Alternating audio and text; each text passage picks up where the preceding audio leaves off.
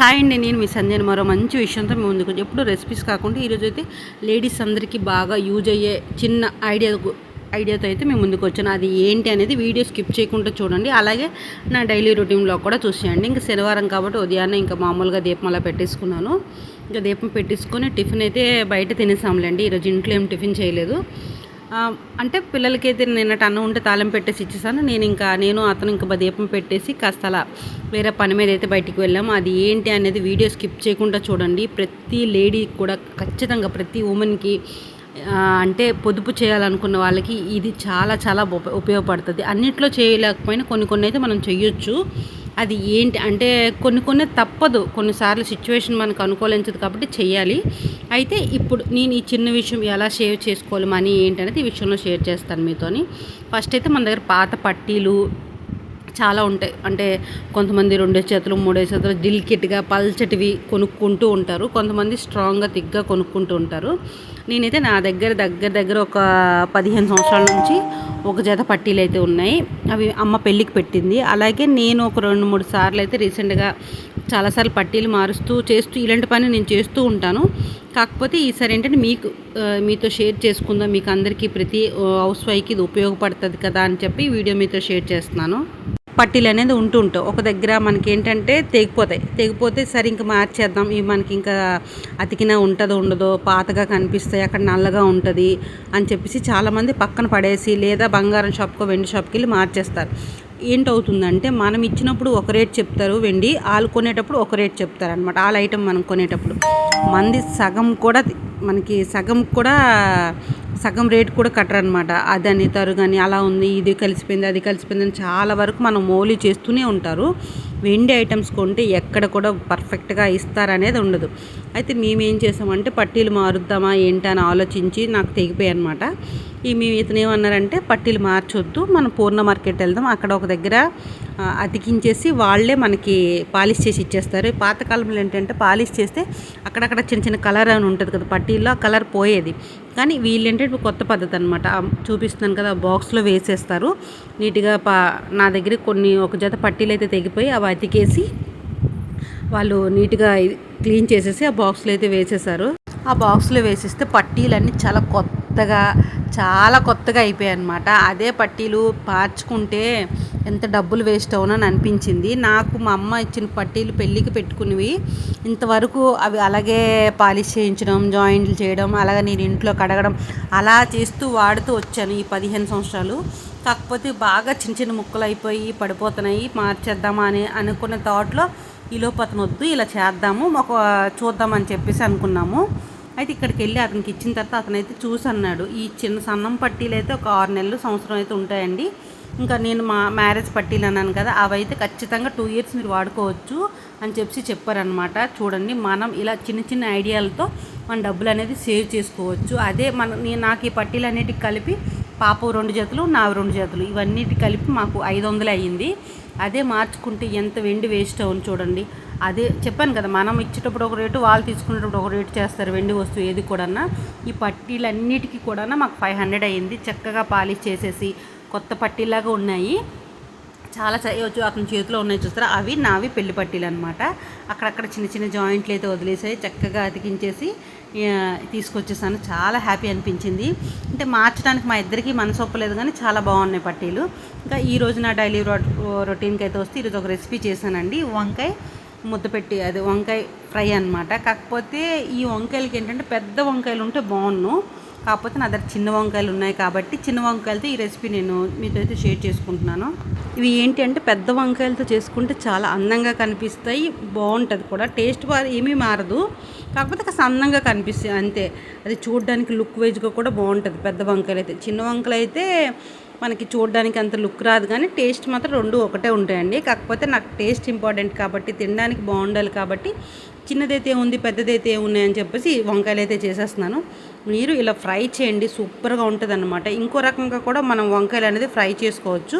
ఈసారి ఎప్పుడైనా రెసిపీ అది చేస్తాను. కాకపోతే వంకాయ ఇష్టం. యాక్చువల్‌గా అయితే నాకు వంకాయ అస్సలు నచ్చదండి. ఏదో పప్పులో కానీ, సాంబార్‌లో కానీ, బఠానీ కర్రీ అలా వేస్తే తప్ప ఒత్తిగా ఇలా ఫ్రై చేస్తే నేను వంకాయ అస్సలు ముట్టుకోను. కాకపోతే ఈ రకంగా ఫ్రై చేస్తే మాత్రం ఖచ్చితంగా తింటానండి. చాలా చాలా బావుంటది. మీరు ఇంట్లో ట్రై చేయండి. ఎలా వచ్చిందంటే నాకు కామెంట్ చేయండి. మొత్తానికైతే చెప్పాను కదా! ప్రతి మహిళ కూడానా, అంటే ప్రతి హౌస్ వైఫ్ కూడానా ఎంతో కొంత డబ్బులు అనేది సేవ్ చేసుకోవాలని చూస్తుంది. మనకి సేవ్ అవ్వకపోయినా, అంటే మనం సపరేట్గా ఉంచుకోకపోయినా అతనికి, మన హస్బెండ్కైనా మిగిలితే చాలు అనుకుంటాం కదా. ఇంకా చెప్పాను, ఆ పట్టీలు మార్చుకుందామా వద్దా ఏంటా అని చెప్పేసి అలా ఆలోచిస్తూ ఒక 3-4 డేస్ అలా ఆలోచించాము. ఈ లోపు ఏంటంటే ఒకసారి ఎందుకైనా మంచిది పూర్ణ మార్కెట్ వెళ్ళి ట్రై చేద్దామన్నాం. చాలా పర్ఫెక్ట్గా వచ్చాయి. మొత్తానికైతే ముక్కలన్నిటికీ మసాలా బాగా పట్టేసిందండి. ఒక బాండీకి తీసుకోండి, ఒక కళాయి పెట్టుకొని సాలో ఫ్రై చేసుకోవాలన్నమాట. ఫుల్గా మనం ఫ్రై చేసుకోవడం అవసరం లేదు. ఇలా కొంచెం ఆయిల్ వేసుకొని ఫ్రై చేసుకుంటే చాలు. మా కళాయికి ఏంటవుతుంది, రోగం అని చెప్పాలి. ఆయిల్ వేస్తే చుట్టూ స్ప్రెడ్ అయిపోతుంది. సెంటర్లో అసలు ఆయిల్ ఉండదండి. అందుకని నేను చుట్టూ వేస్తాను ఫస్ట్, ఆ తర్వాత సెంటర్లో వేస్తాను. అంటే ఆయిల్ కొంచెం ఈ చివర అలా చూసారు కదా, ఈ చివర ఉండిపోతుందని చెప్పేసి ఫస్ట్ చివరి నుంచి స్టార్ట్ చేస్తాను. లాస్ట్లో సెంటర్లో లాస్ట్లో వేస్తాను అనమాట. కొంచెం ఆయిల్ వేసేసి అలా అయితేనే కొంచెం బాగా కుక్ అవుతాయి. ఇంకో విషయం అండి, వేసేటప్పుడు ఏంటంటే ఉప్పు కారం బాగా కలుపుకునే ముందు ఉప్పు కారం చూసుకోండి సరిపోయిందా లేదా ఏంటనేది. ఆ తర్వాత మనం తిన్న తర్వాత కలపలేం కాబట్టి. అయితే ఇది ఎలా చేయాలి ఏంటంటే, కొంచెం అల్లం వెల్లుల్లి పేస్టు, కొంచెం ఉప్పు, కారం, పసుపు, కాస్త గరం మసాలా, ధనియాల పొడి, కొంచెం ఆయిల్, 2 స్పూన్లు కార్న్‌ఫ్లోర్ వేసేసి బాగా కలుపుకోండి. ఆ మసాలా అంతా, కొంచెం వాటర్ కూడా వేసుకోండి సరిపోతే. అంతా మసాలా అంతా పట్టించేసి కలుపుకొని వంకాయ ముక్కలకి అనేది శుభ్రంగా పట్టించండి. 2 వైపులు పట్టించేసి ఇలా ఫ్రై చేసుకోవడమే. కాకపోతే ఏంటంటే నేను వీడియోలో మిస్ అయిపోయింది. ఆ వంకాయ ముక్కలన్నీ వేసేసిన తర్వాత మూత పెట్టండి. మూత పెడితే ఆ మూత పెట్టడం వల్ల కుక్ అవుతాయి అన్నమాట. ఇలా కుక్ అయ్యి మొత్తానికైతే నీట్గా 2 వైపులు కూడా తిప్పుకొని చక్కగా ఆయిల్ వేసుకొని ఫ్రై చేసుకోండి. మూత పెట్టుకుంటూ ఫ్రై చేసుకుంటే చక్కగా వంకాయ అనేది క్షణాల్లో రెడీ అయిపోతాం. చుట్టాలు ఎవరు వచ్చినా వంకాయ ఉంది, ఇంకేం రెసిపీ లేదు, ఇంకేదో ఒకటి జ్యూస్ కర్రీ చేసిన ఫ్రై ఏదో ఒకటి ఉండాలి కదా అని మనం అనుకుంటూ ఉంటాం కదా. ఇటువంటి రెసిపీ చేసి పెట్టండి, వాళ్ళు ఇంక లొట్టలు వేసుకుంటూ తింటారనమాట. చాలా బాగుంది. ఇంకా అంటే పిల్లలు, నేను వంకాయ కాస్త దూరంగా ఉంటాం. అతనైతే వంకాయ ఇష్టంగా తింటారు.